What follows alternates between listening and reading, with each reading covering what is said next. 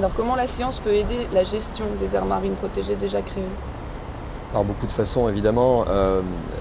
Elle doit apporter des éléments très concrets pour permettre de connaître localement les caractéristiques du milieu marin, son fonctionnement, et puis aussi l'impact des activités humaines. Elle doit aussi aider à évaluer la gestion, évaluer la mise en œuvre des plans de gestion des aires marines protégées.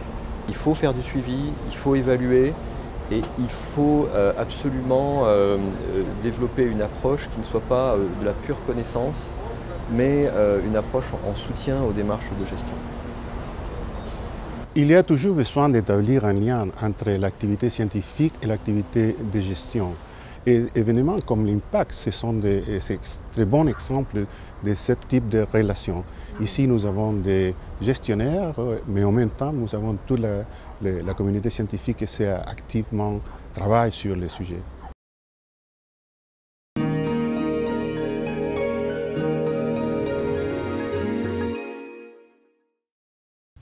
Oui, bien sûr, la science nous permet de mieux comprendre l'univers marin, de mieux connaître les espèces qui sont en danger.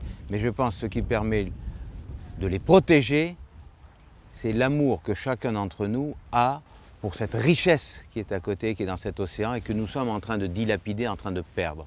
Et c'est cette prise de conscience globale du public qui est le vrai moteur de la protection de l'environnement marin. Il faut asseoir cette protection par un appel général, par un plébiscite de tous qui dit « Mais mon sang, cette mer, elle est fantastique, c'est un patrimoine formidable. Il est à nous tous, il est à l'humanité entière. Et c'est pour nous que nous voulons le garder, c'est pour nous qu'il faut le préserver. Sans cette demande générale, les mesures de protection seront inefficaces.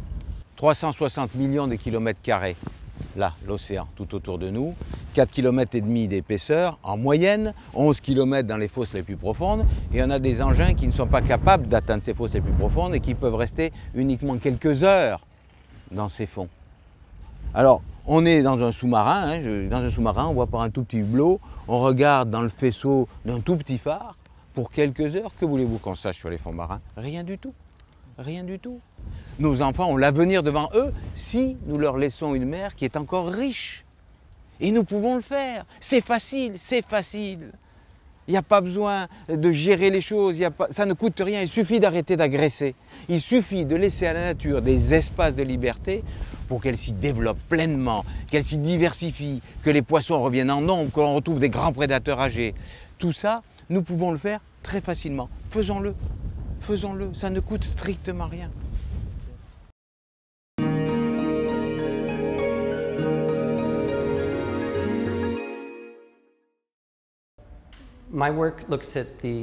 Dans mon travail, je regarde la contribution apportée par la nature au bien-être des gens, y compris leur bien-être économique.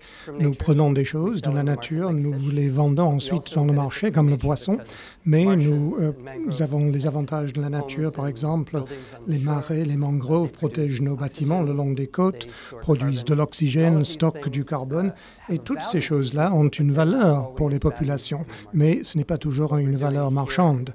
Ce que nous faisons dans cette réunion est d'essayer de comprendre comment les AMP puissent apporter une contribution à l'économie locale, au bien-être des populations, et non seulement le long des côtes, mais plus loin, dans des endroits comme Paris, où les gens s'intéressent à la côte, se rendent sur la côte en été.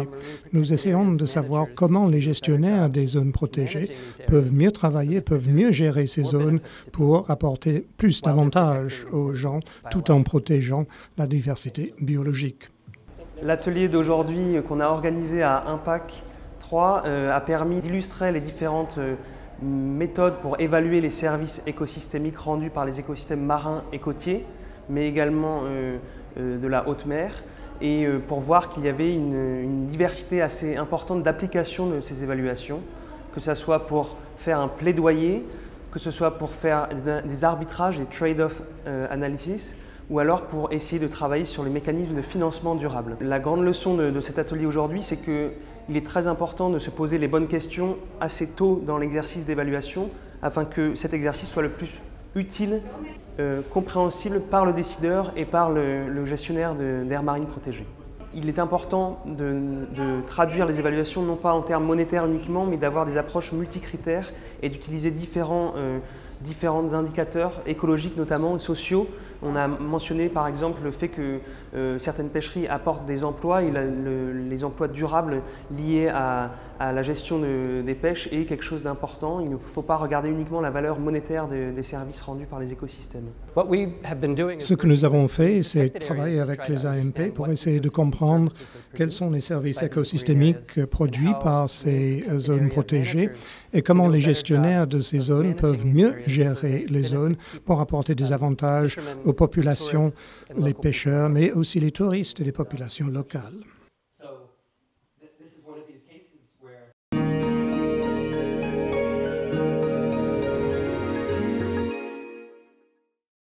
La science est importante pour comprendre ce que nous essayons de protéger et aussi apporte une contribution à la gestion des zones protégées. Pour mettre en place une aire marine protégée, il faut savoir ce qu'il y a dans l'aire protégée pour pouvoir la mettre en place. Les pêcheurs, les communautés le savent très bien. Mais si on va avec la science pour étayer ces savoirs locaux-là, ça donne encore beaucoup plus d'arguments. C'est ce qui fait que ça facilite la mise en place des aires marines protégées et l'acceptation par les communautés. Nous faisons de la recherche pour savoir comment motiver les gens pour qu'ils préservent leurs écosystèmes marins. Nous nous intéressons donc à la fois à la science naturelle et à la science sociale. Il faut comprendre les gens, il faut comprendre les visiteurs, il faut comprendre les écosystèmes. L'un des défis les plus importants pour nous, c'est que s'il existe beaucoup d'informations, beaucoup de connaissances, beaucoup de sciences en ce qui concerne les zones protégées que nous gérons, l'accès à cette information, par contre, est très difficile. Donc un défi pour nous, c'est par exemple prendre l'information scientifique et transformer cela en information qui peut être utile aux gestionnaires, information qui peut être comprise par le public.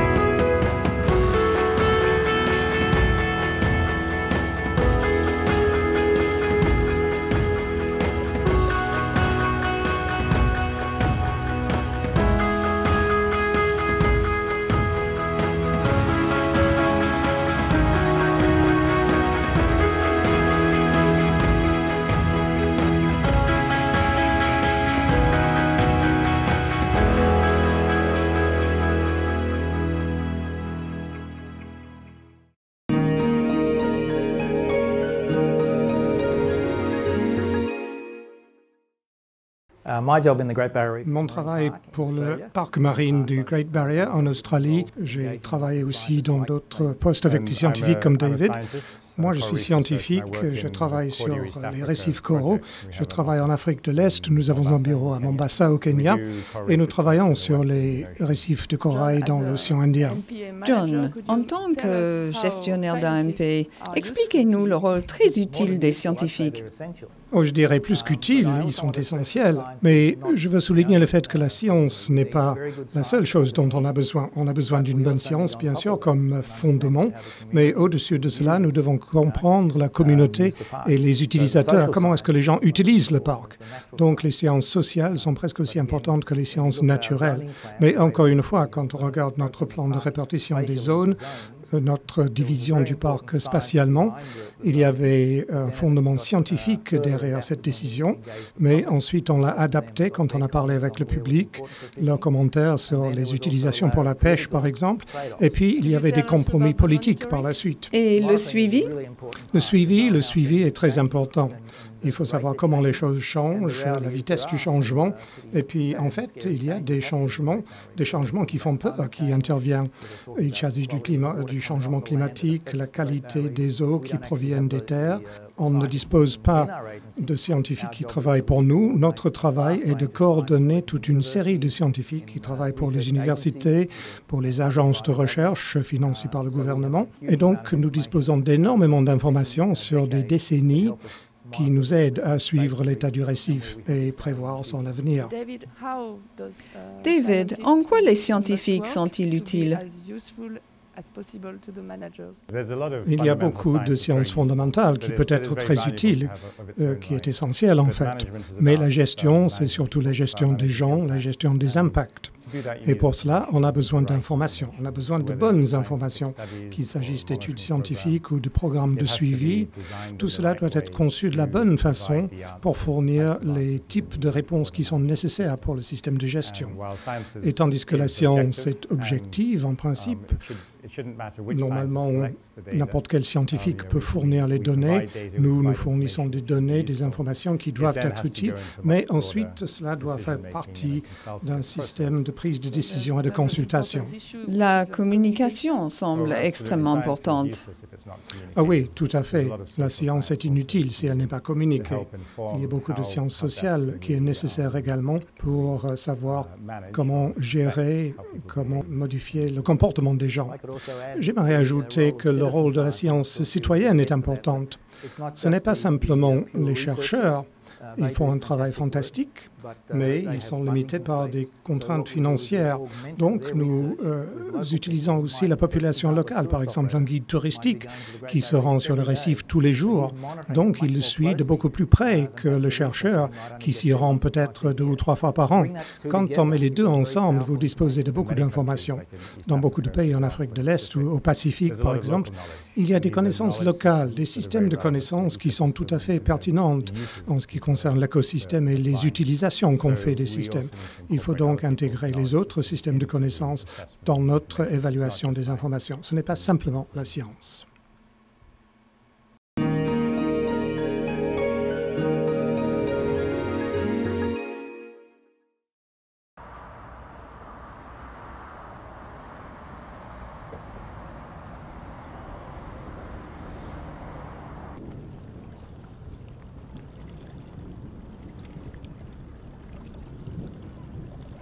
Le projet Hippoto, c'est une histoire qui a démarré en 2005 face à un constat qui était qu'on ne savait rien sur les hippocampes de nos côtes. On a décidé avec l'association Peau Bleue de lancer des études sur le sujet et en l'absence d'appui des grands organismes scientifiques, on a travaillé avec des non-spécialistes, avec des amateurs. Les plongeurs, bien sûr, puisque ça permet d'observer, d'assurer des recensements. On a également travaillé avec les enfants des écoles qui nous ont aidés à mener une enquête auprès des professionnels, des usagers de la lagune, pour mieux connaître finalement ce que tout le monde ici sait plus ou moins de façon diffuse. Le plongeur amateur, on va dire, est quand même responsable des lieux qu'il visite et je pense qu'il est quand même demandeur d'informations et ça l'intéresse de savoir qu'il participe à une étude scientifique. Le but étant de trouver l'hippocampe et de regarder un petit peu, de prendre quelques renseignements sur quel support il est, quel habitat on va le trouver, quelle espèce, sa dimension, donner le maximum d'informations ensuite pour remplir les fiches Hippoto. Bien sûr, au niveau de la direction scientifique du projet, il faut se préoccuper en permanence de vérifier la validité des données, s'il y a des choses bizarres, étonnantes, s'il y a un collaborateur qui a des résultats qui détonnent par rapport aux autres. Donc il y a vraiment un suivi très précis et permanent de la qualité des données qui remontent. Aujourd'hui, on a des plongeurs, on a les enfants des écoles, on a tous les établissements d'enseignement, on a les collectivités locales, on a les professionnels, on a des scientifiques qui sont tous ensemble concernés par le même problème et qui tous considèrent qu'il y a une richesse dans les temps de taux, dans le milieu naturel qui est la lagune.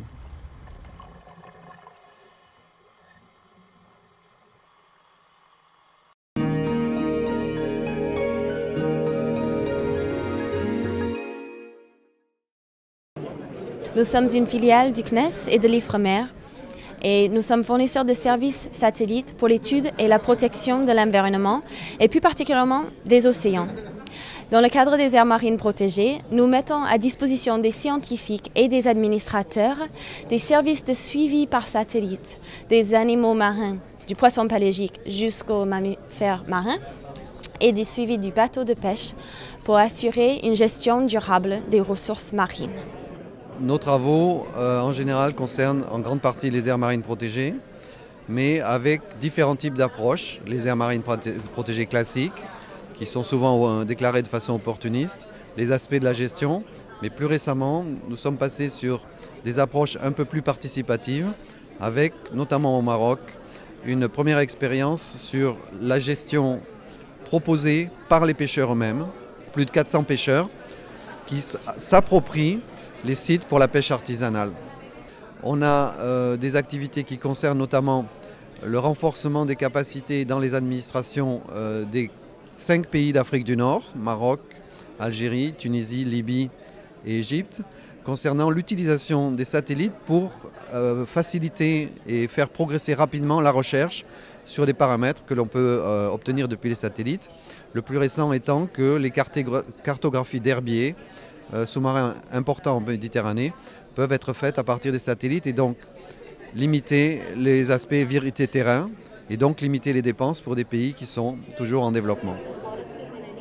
La cible est de protéger 10% des zones côtières en créant justement des aires marines protégées. Nous en sommes loin en Inde.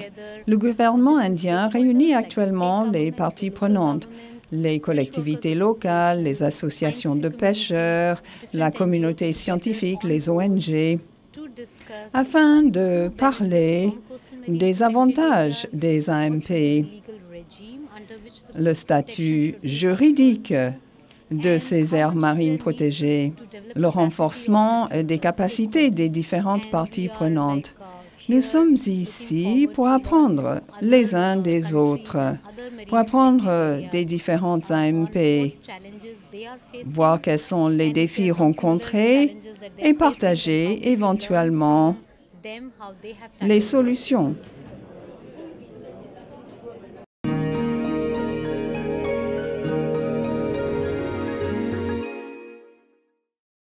Alors les conclusions, elles sont dans plusieurs domaines. Le premier domaine, c'est qu'est-ce que chacun va ramener chez lui après tous ces ateliers, ce que j'ai appelé les boîtes à outils. Le deuxième grand domaine, c'est quelles sont les lacunes de connaissances pour compléter le réseau des aires marines protégées, quelle stratégie pour compléter ce réseau. Le troisième domaine, c'est assurer le dialogue entre les sciences, entre les disciplines scientifiques, le dialogue interdisciplinaire et mettre en avant les sciences sociales, les sciences humaines et sociales. Le quatrième grand domaine, c'est de généraliser dans la réalité les démarches d'évaluation qui sont connues dans leur méthode mais encore peu développées dans les faits. Et puis le dernier grand domaine, c'est assurer la participation des acteurs, l'information et la sensibilisation.